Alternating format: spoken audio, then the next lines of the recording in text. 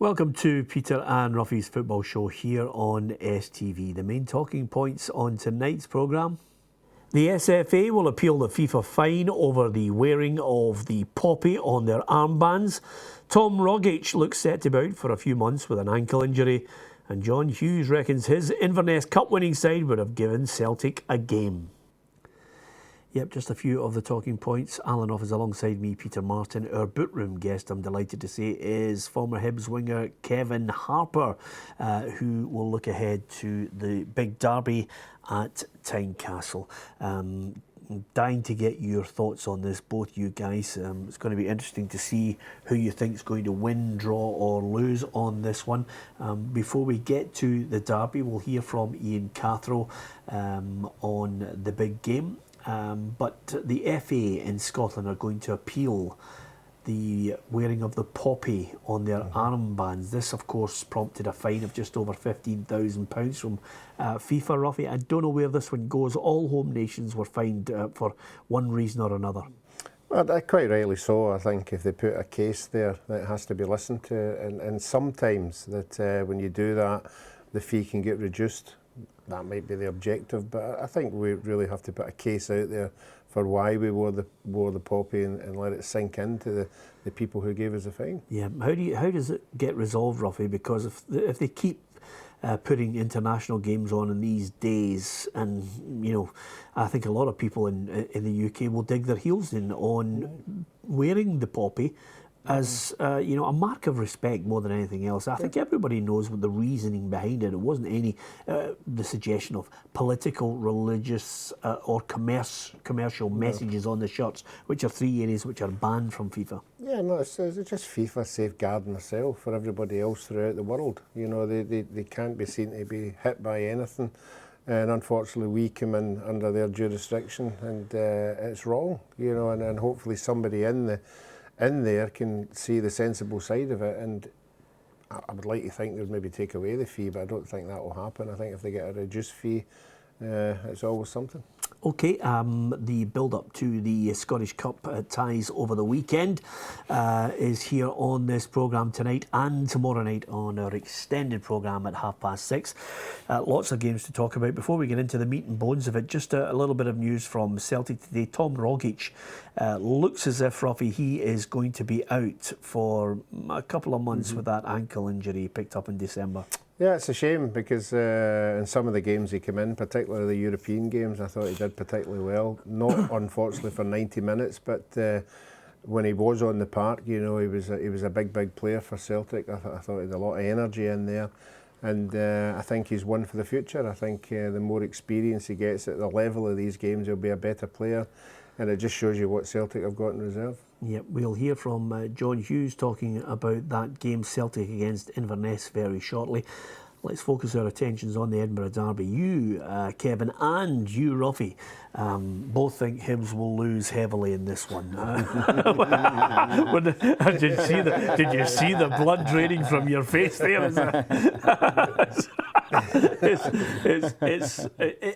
I think it's fair to say, Kevin, if you were a Hibs player now, is this the tie you're relishing, or is it one you would have wanted to avoid? I think you want to avoid it, first and foremost. I think it's a tough draw for Hibs going to their city rivals. They're the cup holders. Hearts are on a good vein of form just now. They're scoring goals freely, it seems. But Hibs don't concede goals, which is a good thing. But I think if you ask the players, they'll be up for the game and they'll be looking forward to it. But I think it was definitely one that they wouldn't want. Yeah, I think they would have rather had a home tie. And again, all credit to Hearts in the last two games. They picked themselves up. I'm sure when the tie was actually announced, when Hearts weren't doing particularly well, everybody from Hibs would be going there with a lot of confidence. But obviously, Hearts have turned it round. They're a better side than what they were. They're playing better, and they have the home advantage. That's why I'm saying I think Hibs would be gladly go along there and take a draw and take it back to Easter Road. Here's the Hearts manager, Ian Cathro's take on the game. The most important thing in this case is that this is the special one in this city and in this place and for this clubs, and there's a tremendous history of all the rivalry and key matches down the years. and some in more recent times as well, which feeds into it even more. And it's something which excites all of us. We understand and we feel how the fans feel and how important this exact game is and everything that surrounds it. And it's not something that we will hide away from. We will embrace it, but our job is to do our jobs, which is to try and win the game for them. Did you enjoy Edinburgh derbies, Kevin? Yeah, I did. I was fortunate enough that I played. My first derby was when we stopped the beaten undefeated run. Well, Hearts just kept spanking us really for a while. I was fortunate enough. Gordon Hunter scored the winner that broke that hoodoo, and I've scored in a few as well. Important times, especially New Year's Day scoring the winner. It was fantastic. But you know, everybody knows Tynecastle's a very difficult place to go to. You know, they'll be up for the game. They've came out the blocks really well in the past two games. So hopefully Hibs will go there and they'll weather the storm for the initial period, because I think there will be a storm. Hearts will be up for it. The fans will be up for it. And if they can do that and grow into the game, then I think they've got a real good chance of getting a result. Yeah. Can you tell Ruffy just what it's like to win in a Hibs jersey against Hearts? He's never done it. Oh, has he never done it? Obviously, first and foremost, you need a good goalkeeper. It was probably my fault that we had that bad run before then we just left it to you to get the winning goal. Ian Cathro has also mentioned, Ruffy, that maybe the more experienced players that he has in the squad could prove to be crucial in this game. Do you see it that way? Yeah, I can see it that way as well. I don't know which way it'll go with so many foreigners being in the Hearts side now who have never played in one of these games before. I don't know if that'll go with you or against you, you know, because obviously there's a pace going to be in that game that probably aren't in other games. Obviously the passion that's there, they won't have experienced that passion. You know, they're experienced players, so they'll know what like it is to play in a big game. But sometimes you can get caught in the hoop, you know, when the pace of the game. But as you said, they're experienced players. They've played in European football. I can't make my mind up whether that's a plus or a minus. Yeah, I mean, if anything, the experience that Neil Lennon has, I think, will serve the younger element in his squad well, because he's been over it. He's been in the red hot atmosphere of an Old Firm derby. He's played in it, he's managed in it, he's become embroiled in many a battle on the park and off the park as well. I mean, he'll be able to impart so much knowledge to those players, Kevin. Yeah, for sure, he will. And I think the fact that they're going there is cup winners. You know, Neil Lennon's obviously got a history there. There's a lot of experience in the Hibs team, but I think the naivety of the young players can sometimes work for you, you know, because they don't get as nervous as older players. Older players tend to get more nervous and they know what it means, whereas younger players, certainly, I know when I first burst on the scene and we won that game, I had no fear, you know, and the younger players, I think that tends to happen. But, you know, Neil Lennon will have the team right up for it. You know, he's, like you're saying, he's got a wealth of experience in big games, you know, and that will be crucial. Yeah, the big dilemma here is if Hibs can, as you mentioned yesterday on the programme, Ruffy, they might be able to take it to a replay, fancy themselves at Easter Road, just as they did last year. You know, you'd look and you'd say to yourself, the drive then is to say, can they replicate it and go all the way back to Hampden again? I mean, that's what's at stake. The last thing they want to do is, you know, be dethroned at Tynecastle. No, you're right, but I think the cushion for that is obviously getting into winning the championship. I think that obviously if you get beat, you have to live with what goes with getting beaten in a derby game. You'll get over that in 2 or 3 weeks, but you've still got the championship to go for. I think if it was the other way around, when there was nothing to go for, and then getting knocked out of the cup, it'd be a bit of a blow. Okay, I asked Michael Tidser this question yesterday. I'm going to ask you briefly, would you take another Scottish Cup win or promotion? Promotion. Okay, yeah, Ruffy, there's somebody in your camp. But beat Hearts. Okay. I love the way you just sneaked that in there, Kevin. I must say, full marks to Hibs, because 250 venues, 114 schools and 53,000 people. That's how many have been able to get their hands on the Scottish Cup. Hibs have taken that cup all across the Lothian region, and schools have benefited. Hibs fans up and down the country getting the photograph with their heroes. Full marks to Hibs for that. It's been a fantastic campaign as Scottish Cup holders. Will it continue? Only time will tell. We're going to talk more football right after this quick break.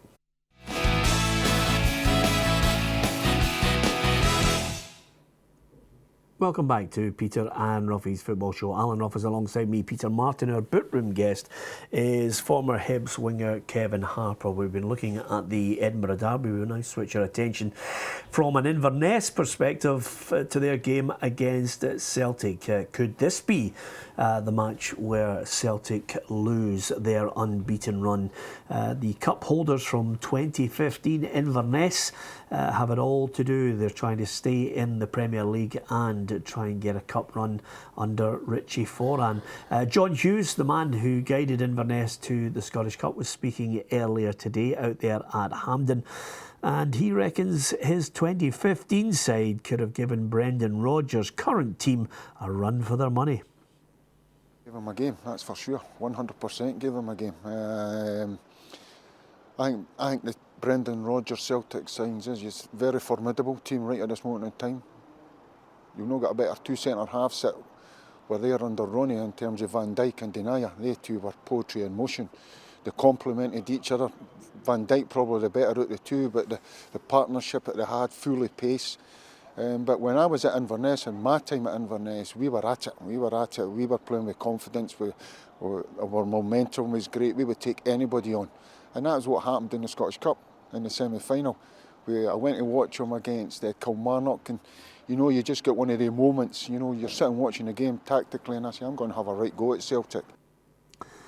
Well, that was John Hughes talking about his cup-winning side. Slightly different now, Ruffy, the team that's taking it. It's still a number of players that John had in 2015. I mean, I'll give you that side from 2015. Ryan Eston in goal, Graham Shinney, Daniel Devine, Josh Meekings, Carol Tremarco, Greg Tansey, Ross Draper, Marley Watkins, Aaron Doran, Ryan Christie and Edward O'Fair was the cup-winning side. Of course, it's a different kettle of fish coming up against a Ronnie Dyler Celtic side and this Brendan Rodgers team.